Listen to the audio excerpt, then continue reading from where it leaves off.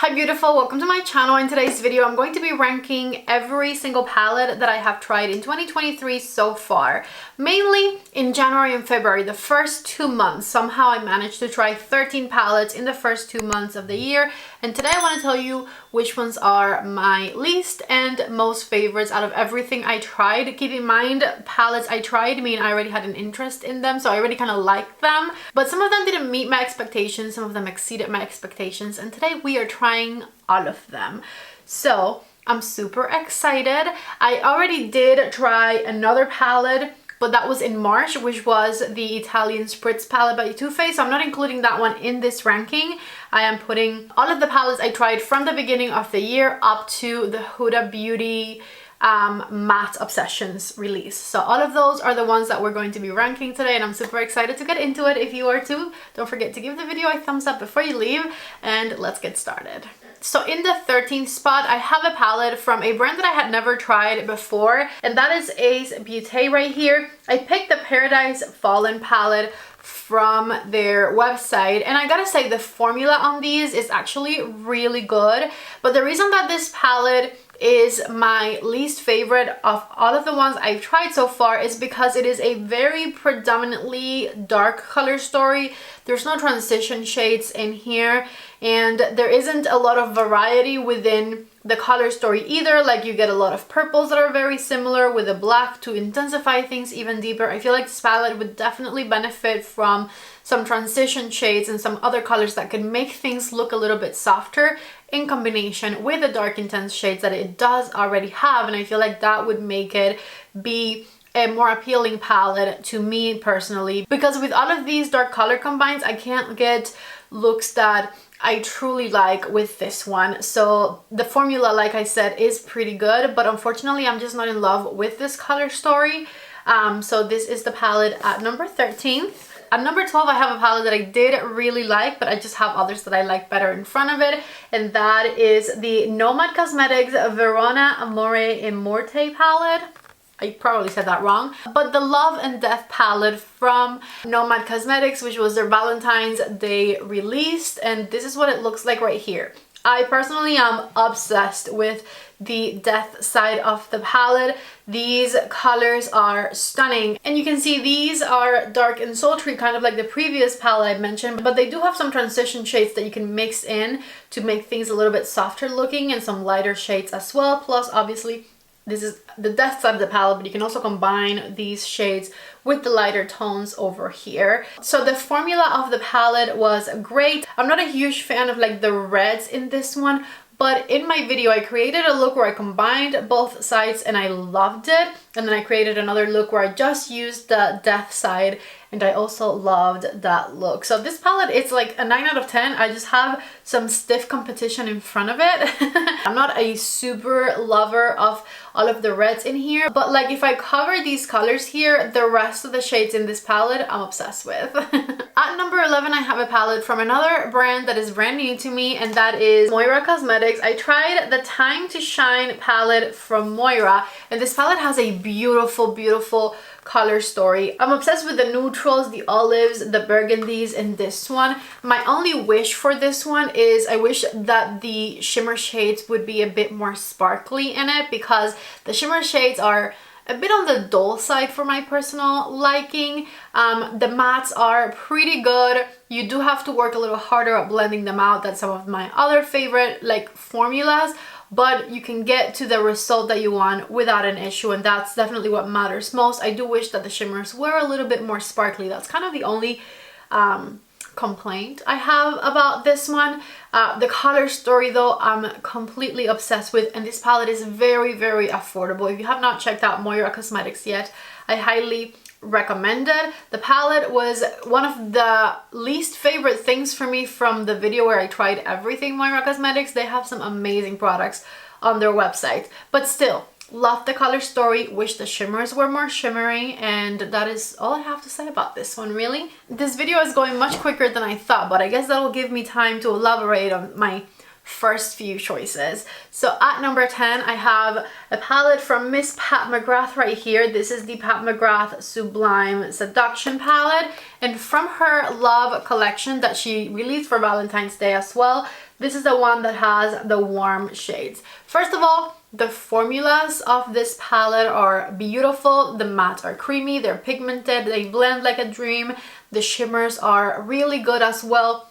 They're not sparkly, but they're nice shimmer shades. I don't have any complaints about the formula, and I think that the color story is beautiful as well. The shades build beautifully. I'm just not really into like warm shades like that, so that's the only reason that this palette falls a little bit back in comparison to the rest of them, because it's a monochromatic warm color story. But other than that, I did really love the formula of this one, and if you have a warmer complexion than me, these are the colors that are going to be best suited for you. So I promise you, you're going to really enjoy this one, but I would definitely wait for it to go on sale. Don't buy it full price, you don't need it full price. Wait for the next Pat McGrath sale that includes this one and get it then. The next one has a very similar color story, so my reasoning for putting it at number 9 is that it is a monochromatic warm palette, and I know that I'm not going to reach for it as much, and that is the Huda Beauty Warm Matte Obsessions palette. This one I tried very recently, and the formulas in here are magnificent. They are pigmented, blendable, rich, and I actually am one of the few people, I don't know, I feel like this is an unpopular opinion. I love when brands put creams as well as powders in their palettes mixed together, because I feel like you can get such rich pigment from the creams and beautiful blendability, and then you can just kind of set that richness, that blended look with the powder shades, and I think that that looks absolutely fantastic. So I love this palette. The formula is amazing, and I do highly recommend it. Again, the only reason it's 9th for me is that it is an all warm palette, and I just don't see myself reaching for it as much as the ones that are ahead of this one, you know? At number 8, I have a palette from Odins Eye. Odins Eye launched 3 palette collaborations this month, and this one is one of them. Unfortunately, my least favorite, and I hate that I'm making myself rank them, but someone had to come out last, and this is very surprising to me because I honestly thought that the Flora Story palette was going to be my favorite out of the 3. Before I swatched them, before I tried them on my eyes, I was convinced that this was going to be my number 1 favorite from Odins Eye, and it turns out that it isn't. And the reason that it isn't is because I find that some of these shades are a bit more powdery on me, which is weird, and I don't think I've heard anyone talk about it. If you bought this collection, please let me know down in the comment section if you tried your palettes, if you notice that this one just has more fallout than the rest. This is weird because Odins Eye usually has amazing formulas. In fact, the other 2 palettes I feel like have amazing formulas, but my Flora palette has a lot of fallout, and I find that I have a hard time building up some of the shades in this one. I think it's bizarre because it is part of a collection of which I love everything else, and it's some of the shades in this one that make me not like this palette as much as the rest. As you can see, the palette has an absolutely stunning color story. The shimmers are fantastic, but I do have a bit of a hard time building up a couple of the mattes in here, and that's the only reason that this one is in my 8th spot. But I'm obsessed with the color story of this one, and I really wish that it would work better for me. Maybe I have a dud. Let me know once again. If you already bought this palette and you've played with it, please let me know whether you feel like this one you have a bit of a harder time with. Am I tripping? I don't know. I really hope that it's just me and just my palette, but I did have a bit of a harder time making that one work for me. So in my 7th spot, I have another Odins Eye palette from that same collection, and that is the Planet Spirit palette here, which is the super colorful one in collaboration with Betty Jean. I find that the formulas in this one are incredible. They blend like a dream. They build. The formulas in this palette are fantastic. The shimmers are super sparkly and beautiful, and I absolutely love them. The only reason this one is my number 7th, I believe it is, and not a bit more forward in my ranking, is that I just don't reach for super colorful shades like this all the time. So this is a palette that I know I'm not going to be reaching for all that often, and so that is why it's at the 7th spot and not higher, but I absolutely love the formulas in this one so much. Palette number 6 is from Mother Pat. It is another one of her Love collection palettes. This one is Iconic Infatuation, which is the one with the rosy pinky color story. And I have absolutely nothing negative to say about this one. I love it. It is a monochromatic dusty pink color story, kind of similar to what I'm wearing today, but this isn't it. Anyways, the formulas in here are rich, they are pigmented, they are buttery. Like I said, nothing bad I could say about this one. The shimmers are great, the mattes are great. And then the only reason this one is 6 is because the color stories ahead of this one I find today to be a bit more interesting. And I'm saying today because I feel like if I were to rank these palettes tomorrow, for example, maybe I would have a different order in which I'm ranking things, right?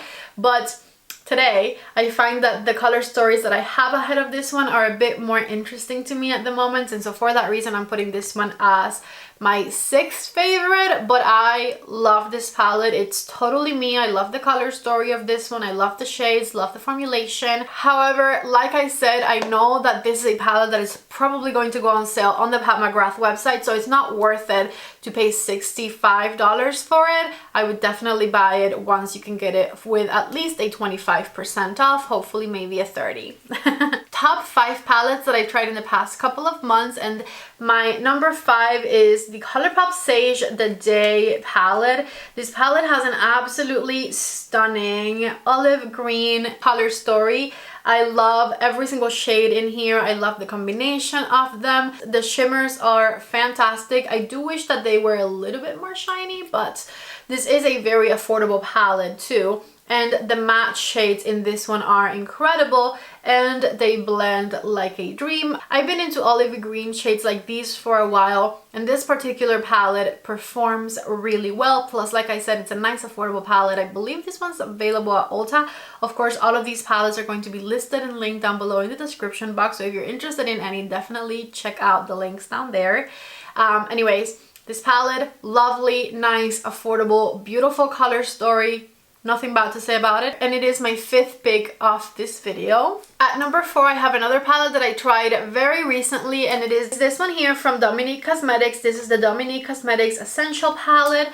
I learned after I reviewed this palette that you can use these shades as blush and bronzer as well. So that's definitely good to know, but I would mainly use this one for eyeshadows. And I really love that Dominique Cosmetics improved the formulation of her shadows with this one. This one, in comparison to the previous palette I tried from her, which was the Moment palette, has much better formulas. Things are a lot more creamy, a lot more blendable. I didn't have any hiccups with these shades. There's a couple of sparkly shades in this one that I love because they look amazing.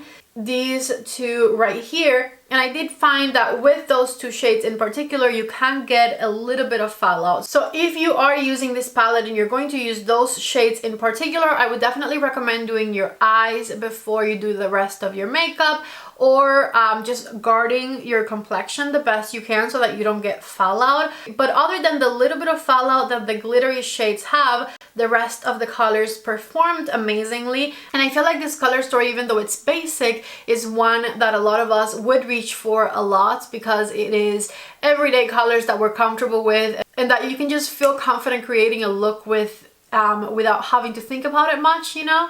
So I love this one, and this is my 4th pick. At number 3, I have another palette that I tried very, very recently. It is the Other Matte Obsessions from Huda Beauty. This is the Cool Matte Obsession, and here is what the color story looks like.